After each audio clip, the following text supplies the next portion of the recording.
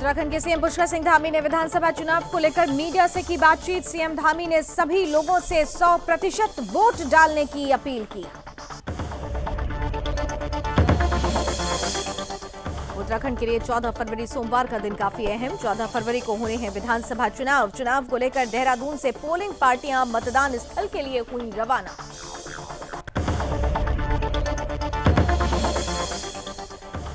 हरिद्वार के जिलाधिकारी ने मतदान को लेकर मीडिया से की बातचीत। जिलाधिकारी ने मतदान की तैयारी के बारे में दी जानकारी। सुरक्षित मतदान को लेकर दिया बड़ा संदेश।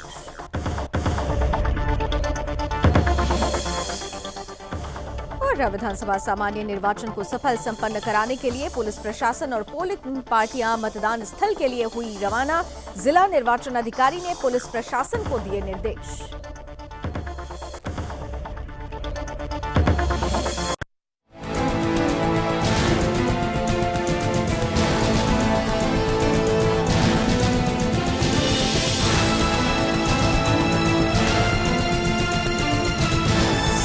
आप देख रहे हैं सुदर्शन न्यूज। नमस्कार, उत्तराखंड विशेष देख रहे हैं आप। आपके साथ मैं हूं लावनी विनीत। बुलेटिन की शुरुआत उत्तराखंड के लिए बहुत खास है। अब ये महज जो कुछ घंटे हैं ये बहुत ही कयामत के घंटे होने वाले हैं, क्योंकि उत्तराखंड में 14 फरवरी को मच अवेटेड मतदान होना है। 70 सीटें, 13 जिले और इन सीटों के लिए 14 फरवरी को प्रत्याशियों की किस्मत का फैसला, ये चाबी अब जनता जनार्दन के हाथ में है। और इसीलिए तमाम पार्टियां लगातार अभियान में ताकत झोंक चुकी हैं। हमने देखा उत्तराखंड के मुख्यमंत्री पुष्कर सिंह धामी लगातार लोगों से मिलते रहे, बीजेपी के पक्ष में वोट डालने की अपील करते रहे। और अब मीडिया से बातचीत करते हुए उन्होंने कहा है कि सभी लोग मतदान जरूर करें।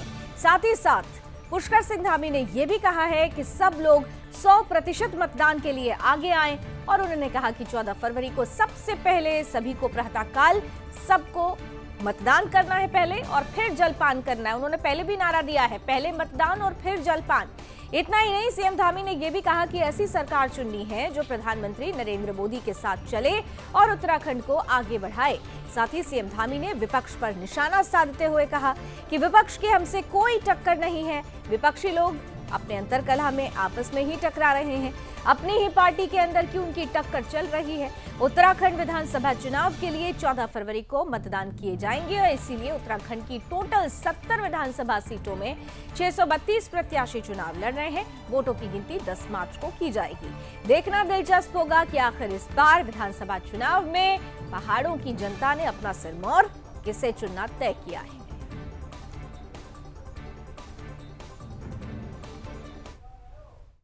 आज मैं आपका बेटा, आपका भाई, आपका साथी, आप सबके समक्ष अपने भाव प्रकट करना चाहता हूं। आप सबको पता है कल 14 फरवरी को मतदान होना है, और मतदान से एक दिन पहले मैं आप सबके समक्ष डिजिटल माध्यम से, अन्य माध्यमों से मैं आ रहा हूं। मैं आप सब से अनुरोध करता हूं कि आप सब लोगों ने हमेशा मुझे अपना प्यार दिया है, अपना आशीर्वाद दिया है, अपना समर्थन दिया है। जब जब मुझे आवश्यकता पड़ी है, आप सब लोगों ने मुझे हमेशा आगे बढ़ाने का काम किया है, हमेशा अपना मत दिया है, समर्थन दिया है। आपने पहले भी इस क्षेत्र से मुझे सेवा का मौका दिया है।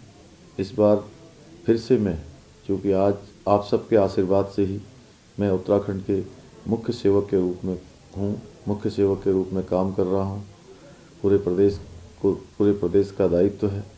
आप सबके बीच में आज फिर से मैं प्रत्याशी के रूप में भी आप सबकी सेवा के लिए तत्पर हूँ।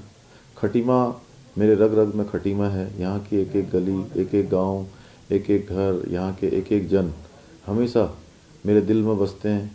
मैं अगर सुबह उठता हूँ, शाम उठता हूँ, रात को सोता हूँ, जब भी उठता बैठता हूँ, कहीं भी रहता हूँ, तो खटीमा हमेशा मेरे जहन में रहता है। भाइयों बहनों, आज खटीमा के विकास की जो यात्रा चली है, पिछले 10 सालों में जो विकास की यात्रा चली है, उस यात्रा को और तेज़ गति से बढ़ाना है। और ये केवल खटीमा की ही विकास की यात्रा नहीं है, इसके साथ साथ वरन पूरे उत्तराखंड की विकास की यात्रा है। ये हमें एक नए मंजिल की ओर ले जाएगी, नए उत्तराखंड का, नए खटीमा का निर्माण करेगी।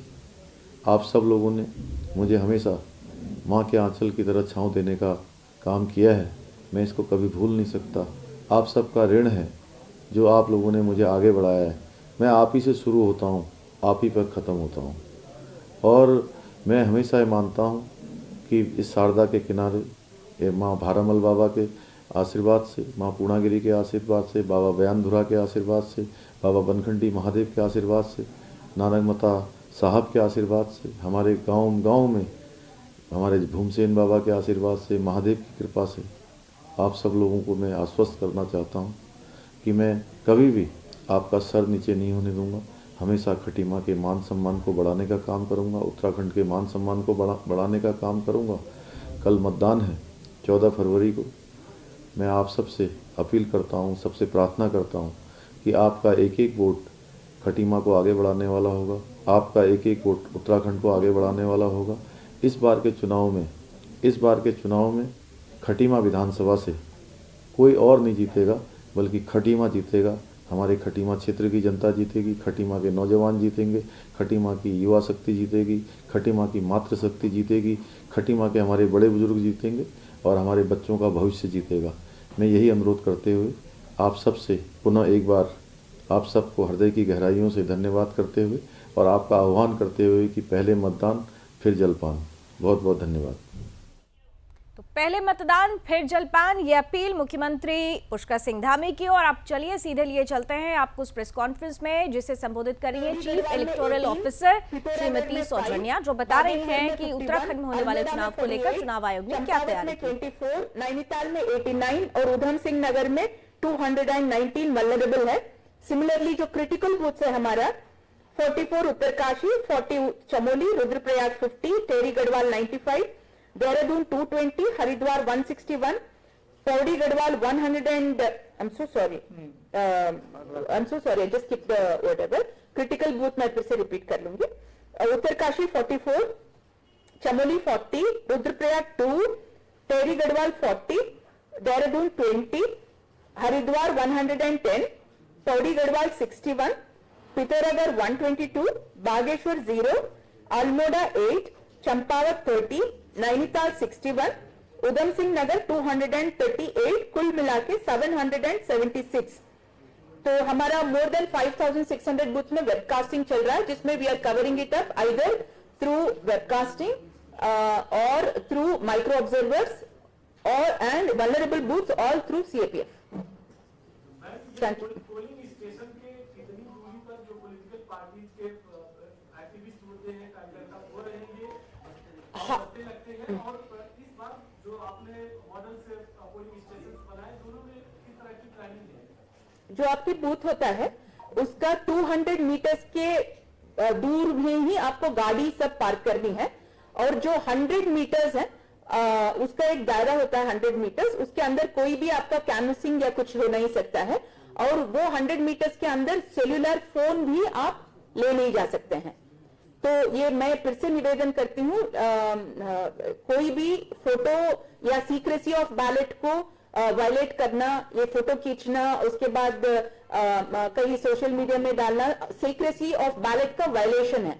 तो कोई भी सेल्यूलर फोन 100 मीटर्स के अंदर अलाउ नहीं किया जा सकता है, और 200 मीटर्स के बाहर बस्ता जो लगता है वो उसमें 2 चेयर्स, एक टेबल अलाउड है और एक बैनर। उसमें कोई भी पर्ची जो है उसमें कैंडिडेट का नाम या सिंबल या फोटोग्राफ नहीं रह सकता है, ये नियम है। कई लोग पोलिंग के समय अपना फोटो खींचते हैं, तो क्या मोबाइल जब्त किया जाएगा वोट देने से पहले? हाँ, जब्त किया जाएगा। प्रिसाइडिंग ऑफिसर को वहां पे सभी मैजिस्ट्रियल पावर्स हैं, तो ऐसा कोई चीज होता है तो वहां पे सिक्योरिटी है, प्रिसाइडिंग ऑफिसर को मैजिस्ट्रियल पावर्स है और वो सभी एक्शन वहां पे ले सकते हैं।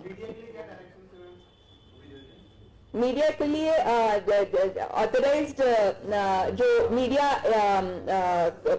जिनको इलेक्शन कमीशन ऑफ इंडिया से ऑथराइजेशन सर्टिफिकेट मिला है, उनको polling booths plus counting booths जहां पे एज इट इज असाइंड वहां पे अलाउड है। आपसे निवेदन है कि जो सीक्रेसी ऑफ बैलेट है उसको कभी दैट इज वोटर्स पर्सनल उनका अधिकार है किसको वो वोट कर रहे हैं, वो सीक्रेसी ऑफ बैलेट उसको वायलेट नहीं करनी है। अच्छा, ये जो मॉडल्स बूथ बनाए इसमें क्या हमने 3 कैटेगरी में बनाया है। एक तो मॉडल बूथ है, वहां पे एक एश्योर्ड मिनिमम फैसिलिटीज हम बूथ में देते हैं, जिसमें पानी, इलेक्ट्रिसिटी, रैंप, ये सब चीज दिया जाता है। मॉडल बूथ में one goes a step extra further, वहां पे सभी facilities in the sense extra उनको, मतलब से कोई आराम करना चाहते हैं, उनके लिए कोई और फैसिलिटीज, जैसे उनको वेट करना है तो कोई रिक्रिएशनल फैसिलिटीज, ये सब किया गया है। सिमिलरली सखी बूथ भी आप विजिट कर सकते हैं। वहां पे विमेन जहां पूरा बूथ देख रहे हैं, वहां पे एक अलग रूम है, वहां पे एक जगह पे क्रीश भी रखा गया है। छोटे बच्चों के साथ लेडीज आए हैं, वेट कर रहे हैं, तो बच्चों को एक प्ले रूम टाइप का, वहां पे आंगनबाड़ी वर्कर्स भी हैं। वहां पे एक कोई ब्रेस्ट फीडिंग करना चाहते हैं तो प्राइवेसी के लिए विमेन के लिए एक अलग से जगह है, लेडीज जहां बैठ सकते हैं, वहां पे पूरा इंतजाम बच्चों के लिए और लेडीज के लिए वहां पे किया गया है। लेडीज बूथ में, पर्सन्स विद डिसेबिलिटीज वाला बूथ में it is run by persons with disabilities. वहां पे सभी टाइप का डिसेबिलिटी के लिए जो भी अवेलेबल चीज देना है, जैसे व्हील चेयर है, ब्रेल के लिए, ये तो सभी बूथ्स में डिपेंडिंग ऑन कौन सी डिसेबिलिटी के लोग वहां पे ज्यादा है वो वाला प्रोविजन किया है। यहाँ पे एज अ मॉडल तरीका हर प्रोविजन वहां पे किया गया है। मैडम, ये सीसीटीवी कैमरास जो लगाए गए हैं कितने बूथों पर लगे हैं, या सभी की निगरानी जो सीसीटीवी कैमरास है वो आप लोग करेंगे? वेबकास्टिंग से सीसीटीवी इन हाउस कैमरा जो रिकॉर्ड करके रात को उसका रिकॉर्ड ले जाने का, वो भी एक है। जो मेन मैं बात कर रही हूँ वेबकास्टिंग, जो लाइव स्ट्रीमिंग करेगा, लाइव स्ट्रीमिंग जो करेगा मोर देन 5600 बूथ्स में किया जा रहा है।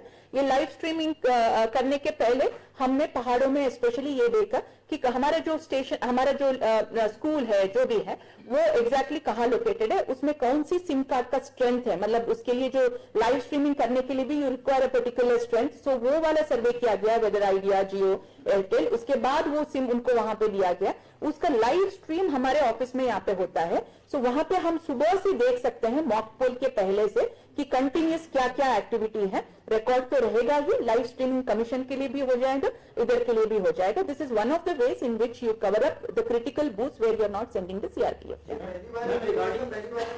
और नहीं करते थे, बट इस मात्रा में नहीं करते थे जिस मात्रा में इस बार हुई है। More than 50% of the booths we are getting it covered by checking the range that is available in each one of them. Regarding the evidence, regarding the evidence, candidates with similar antecedents, how many of them got their ads published in the media? वो इसमें होगा last में, उसमें जो आपको report दिया है ना, उसमें एंड में है, लास्ट में, लास्ट पेज 16। हाँ,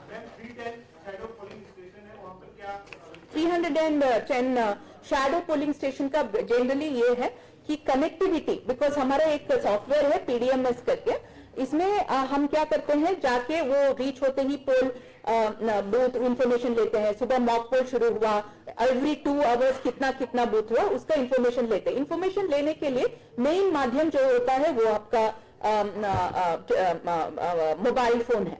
तो जहां पे ये इसका कनेक्टिविटी हमें मिल ही नहीं रहा है, और सैटेलाइट फोन भी वहां पे हम दे रहे हैं, मिल ही नहीं रहा है। वहां पे तीन विधि से विद में हम इंफॉर्मेशन कलेक्ट कर रहे हैं। एक तो either we have given them a satellite phone, और we are using the police जो नेटवर्क, ये जो radio network, if that is not available, हाँ, walkie talkie, what do you call them? Police का wireless we are using, and then third we are using कहीं पे जैसे भिकाला, जहाँ पे वहाँ पे फॉरेस्ट का जो वायरलेस। तो these are the 3 ways in which we are covering up all the places so that we have real-time connectivity with each of the booth. Whenever some incident happens, immediately that is conveyed back to us. कई बार देखा जाता है कि जो machine है, जो वो कई बार कनेक्टिविटी में उसमें प्रॉब्लम आती है, कोई इशू होता है, तो कितनी देर में उसको सॉल्व कर दिया जाए, कुछ इस तरह का टारगेट रखा? We have a backup. Actually हमारा रिजर्व ईवीएम्स भी सभी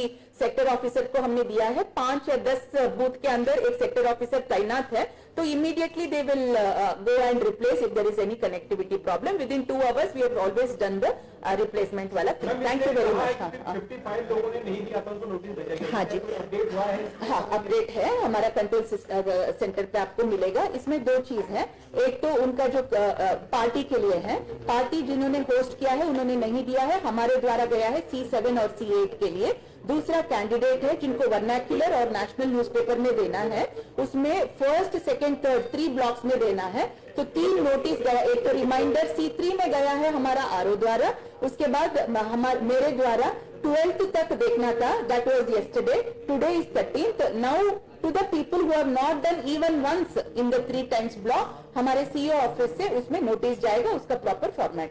मैम प्लीज मेडिकल इमरजेंसी को लेकर के कुछ प्लान किया गया है? हाँ, मेडिकल इमरजेंसी के लिए हमारा जो सेक्टर ऑफिसर्स है, हर सेक्टर ऑफिसर को उनका इमीडिएट जो पीएचसी का, सीएचसी का नंबर्स और हम जो प्राइवेट जो medical facilities on the way है उनके लिए उनका पूरा नंबर्स उनको दिया गया है। कमीशन द्वारा ये इंस्ट्रक्शंस आए हैं कि कोई भी हमारा जो कर्मचारी है उनको कोई भी कहीं पे भी प्रॉब्लम आता है तो निःशुल्क उनका ट्रीटमेंट होगा, that will be reimbursed by the commission. निःशुल्क treatment irrespective of whether it is private और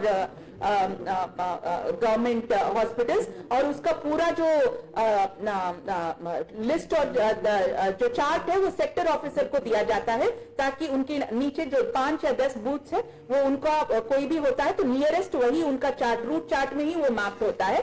सेकेंडली 2 एयर एम्बुलेंस हमें दिया गया है, एक कुमाऊं में रहेगा और एक गढ़वाल में रहेगा, which will address any such exigencies if there is any such problem anywhere in the state. Thank you all the covid positive के लिए जैसे मैंने आपको पहले कहा 4 कैटेगरी इसका था, पोस्टल बैलेट का था।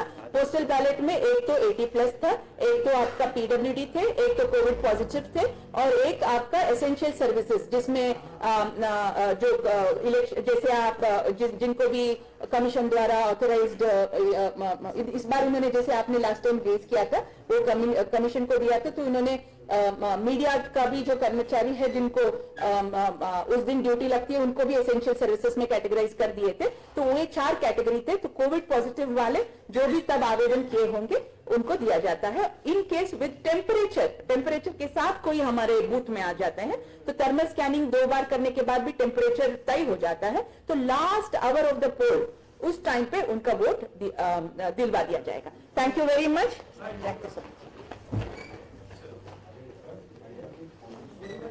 तो आप Uttarakhand chief electoral officer Shrimati Saujanya को सुन रहे थे, बता रहे थे कि किस तरीके से उत्तराखंड में जो चुनाव संपन्न करा रहे हैं शांतिपूर्ण ढंग से, जो उन्होंने प्रॉपर्टीज़ तैयार कर रखी है, जो गाइडलाइन है उसके बारे में उन्होंने विस्तार से बताया और बहुत ही स्पष्ट रूप से उन्होंने कहा कि बहुत सेंसिटिव जो केंद्र हैं उन पर खासा ध्यान दिया जाएगा, मेडिकल फैसिलिटीज़ की भी अवेलेबिलिटी रहेगी, कोरोना को देखते हुए जो गाइडलाइन तय की गई है उसे पालन कराने की भी पूरी तैयारी कर ली है और कुल मिलाकर उत्तराखंड चुनाव को शांतिपूर्वक संपन्न कराने की जिम्मेदारी चुनाव आयोग के कंधों पर है। उसे लेकर चाक चौबंद व्यवस्था चुनाव आयोग की तरफ से की जा चुकी है।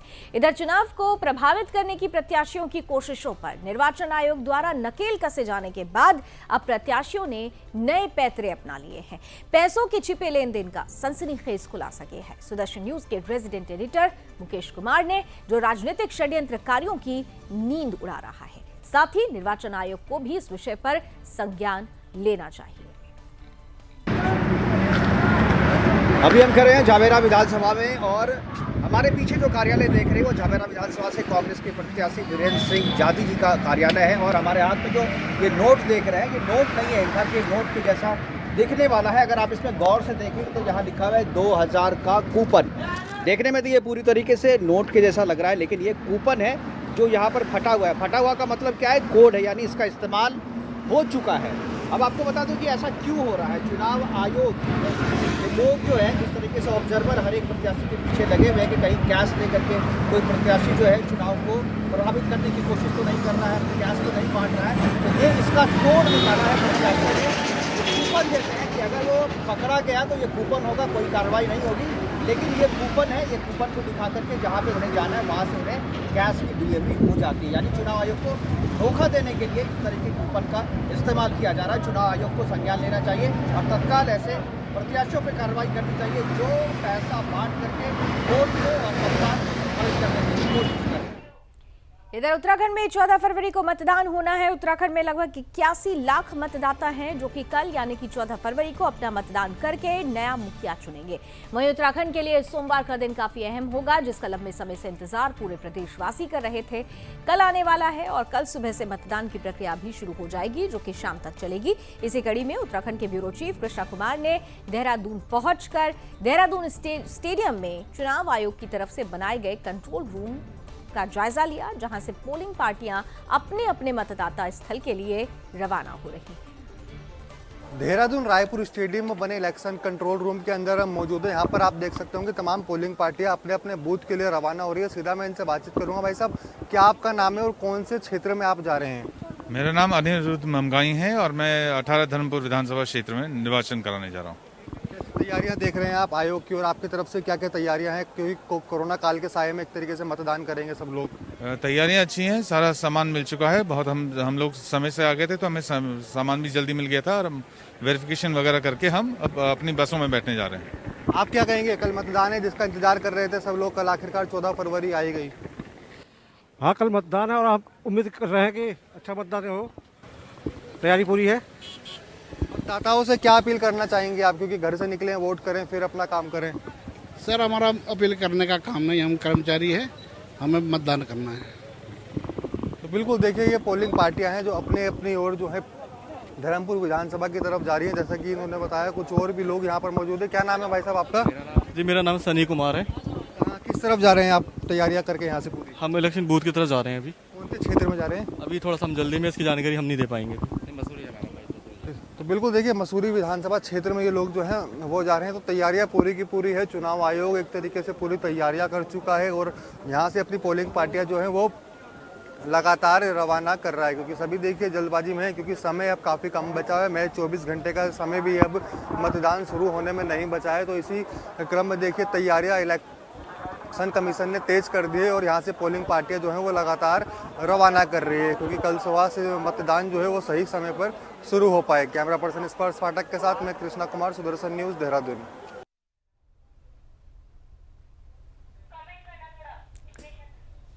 तो पोलिंग पार्टियां पूरी तरीके से तैयारी कर चुकी हैं। चुनाव आयोग की प्रेस कॉन्फ्रेंस में आपने देख ली कि चुनाव को संपूर्ण रूप से शांतिपूर्ण ढंग से कराने के लिए पूरी तैयारियां हैं। अब पोलिंग पार्टी भी रवाना हो रही हैं अपने अपने मतदाता जो सेंटर्स हैं वहां के लिए। खास तौर से आपने अभी देखा कि देहरादून जो पोलिंग स्टेशन है वहां पर पहुंचकर कृष्णा ने पूरी जानकारी जुटाई है। बहुत महत्वपूर्ण इस बार उत्तराखंड का चुनाव होने वाला है। 70 विधानसभा सीटें हैं, 13 जिले, और ये 13 जिले जिन्हें गढ़वाल और कुमायूं में डिवाइड किया गया है, जिसमें से कुमायूं में 6 मंडल हैं और गढ़वाल में 7 मंडल हैं। कुल मिलाकर 13 जिले की 70 विधानसभा सीटों पर शांतिपूर्वक मतदान कराना चुनाव आयोग के लिए एक बड़ी चुनौती है, क्योंकि जिस तरीके से कोरोना का साया मंडरा रहा है उसे देखते हुए संपूर्ण तैयारी करनी है। और इसके अलावा भी जो सेंसिटिव जो पोलिंग सेंटर्स हैं वहां पर किसी भी तरीके की अप्रिय घटना ना हो, इसके लिए भी तैयार होना काफी जरूरी है। और इसी कड़ी में चुनाव आयोग की तरफ से तैयारियां भी की गई है। बहरहाल कृष्णा हमारे साथ जुड़ चुके हैं फोन लाइन पर ज्यादा जानकारी के साथ। कृष्णा, बड़ा महत्वपूर्ण 13 जिले, 70 विधानसभा सीट, 600 से ज्यादा प्रत्याशियों की किस्मत का फैसला, ये सब कुछ मिलाकर तैयारियां कितनी जोरदार अब तक? बिल्कुल, आपने देखे नीचे तो हम देख सकते हैं जिस तरीके से मतदाताओं को इंतजार था कि 14 फरवरी कब आएगी और दिन कब आएगा जब हम अपना मतदान कर सकते हैं। वो इंतजार की घड़ियां खत्म हो गई है। हम कह सकते हैं 14-15 घंटे भी बचे हैं जब अपना मतदाता जो हो जाके मतदान करेंगे, अपना नया प्रत्याशी चुनेंगे, अपनी नई सरकार चुनेंगे। ये एक बात देखने को मिलती है। लेकिन इलेक्शन कमीशन उत्तराखंड का पूरी तैयार है। देहरादून की अगर हम बात करें तो 10 विधानसभाओं पर अपनी वो पोलिंग पार्टियां जो है वो रवाना कर चुके हैं। इसके अलावा बात करें उत्तराखंड की 70 विधानसभाओं में एक चरणों में दूसरे चरण में उत्तराखंड में मतदान होंगे, तो इसके लिए काफी अहम माना जा रहा है। उत्तराखंड विधानसभाओं पे आखिर किसका आगे जाके राज होगा, ये एक अहम सवाल जो है वो लगातार बनता जा रहा है। आज सुबह से जब उन्होंने देखा कि पोलिंग पार्टियां जिस तरीके से अपने देहरादून के रायपुर विधानसभा में उन्होंने अपना स्टेडियम बनाया हुआ, वहाँ पे कंट्रोल रूम जो है वो अपना इलेक्शन कमीशन का बनाया है, उसके हिसाब से वो वहां से निकल के आ रहे हैं। हम बात करें तो देहरादून की सीट जो आ जाती है वो सबसे पहले ऋषिकेश, के बाद वाला, फिर अपना धर्मपुर और मसूरी कैंट, सहसपुर लगा के तमाम जो 10 विधानसभाएं ये देहरादून जिले के अंतर्गत है, जिसकी तैयारियां जो है सब निर्वाचन आयोग के प्रत्याशी जो है वो कर चुके हैं। इसके अलावा अब इंतजार है कल सुबह से कि कब कितनी जल्दी तैयारी जो है वो इलेक्शन कमीशन की हो पाएगी और कब लोग जो है मतदान कर पाएंगे। अगर हम 2017 की बात करें तो राज्य में लगभग 57-58% जो है वो मतदान हुआ था। उसको बढ़ाने की तरीके से आशंका जो है वो इलेक्शन कमीशन लगातार जता रहा है। उसी में इस तरीके से संभावना जो है वो लगातार बढ़ती जा रही है कि किस तरीके से इलेक्शन कमीशन जो है 57% जो 2017 में वोटिंग हुई थी उसको बढ़ाकर 60% भी पार लेके जाएगा लाभनी। बिल्कुल, एक चुनौती जरूर है और इन सबके बीच कुछ सेंसिटिव पोलिंग सेंटर्स हैं, वहां को लेकर क्या खास तैयारियां की गई हैं? कौन कौन से और कितने सेंसिटिव सेंटर्स हैं? बिल्कुल, देखिए लाभनी अगर हम सेंसिटिव विधानसभा की बात करें तो सबसे पहले आ जाती है देहरादून की सहसपुर विधानसभा। उसके बाद अगर हम बात करें धर्मनगरी हरिद्वार, जो कहने के लिए गए धर्मनगरी की हर की पहली छोड़, हरिद्वार की हर की पहली छोड़कर आप अगर किसी भी एरिया में अगर हरिद्वार की जाती हो तो आपको सिर्फ और सिर्फ मुस्लिम बहुल्य वहाँ पर जनता की ज्यादा देखी जाएगी, आबादी मुस्लिमों की ज्यादा देखी जाएगी हरिद्वार की हर की पहली छोड़कर। तो इस तरीके से देखिए अंदेशा लगातार लगाई जा रही है कि उत्तराखंड निर्वाचन आयोग की जिस तरीके से अध्यक्ष है उन्होंने भी काफी दिनों पहले ही अपील कर दी थी और केंद्र से एक तरीके से काफी ज्यादा भारी मात्रा में फोर्स मांगी थी ताकि जो मुस्लिम बोल रहे हैं हमेशा, हालांकि देखा गया है कि उत्तराखंड में एक तरीके से लगातार जो है उन सीटों पर जो है दंगा भड़कने की संभावना रहती है। जिस हिसाब से हम बात करें हरिद्वार की देखें तो मंगलौर और कल्लेर विधानसभा में हमेशा जो है दंगा भड़कने की संभावनाएं जो है वो बरकरार रहती है। तो उसी को इस तरीके से शांत रखने के लिए निर्वाचन आयोग और उत्तराखंड का पुलिस प्रशासन पूरा तैयार है। बस इंतजार कल सुबह का है क्योंकि काफी लंबे समय के तरीके इंतजार कल सुबह का है। एक बड़ा खास सवाल आपसे करने वाली हूँ क्योंकि यहाँ पे देखिए होता क्या है कि चुनाव आयोग की अपनी तैयारी होती है, दूसरी तरफ जो पॉलिटिकल पार्टीज होती है उनकी अपनी तैयारी होती है। भारतीय जनता पार्टी उस तैयारी के लिए खासी चर्चित है, पन्ना प्रमुख भी बनाए जाते हैं भारतीय जनता पार्टी की तरफ से जो लोगों को घर से निकाल कर पोलिंग सेंटर तक पहुंचाने का काम करते हैं। ऐसे में क्या राजनीतिक पार्टियों की तरफ से भी अब ऑब्जर्वर्स जो सेट किए गए हैं उनकी तरफ से क्या तैयारी आप देख पा रहे हैं? बिल्कुल नहीं जी कृष्णा, ये तीनों पार्टी ऐसी हैं जो उत्तराखंड में सरकार बनाने का दावा कर दिया, लेकिन इस बीच हम बात करें ग्राउंड जीरो की तो इस समय फिलहाल मौजूदा पार्टी की अगर हम बात करें तो भाजपा वो जो है पूर्ण समर्थन से उसने 2017 में सरकार बनाई थी। 17 में 57 विधायक उसमें आए थे। इस तरीके से बीजेपी जो है वो दावा कर रही है 57 से बढ़कर हम 60 प्लस तो जो है 60 से बढ़कर सीटों पर जो है वो जीत दर्ज करेंगे। इस बीच जो है कांग्रेस देखिए 11 से बढ़कर सीधा 60 पार की जो है वो संभावना व्यक्त कर रही है।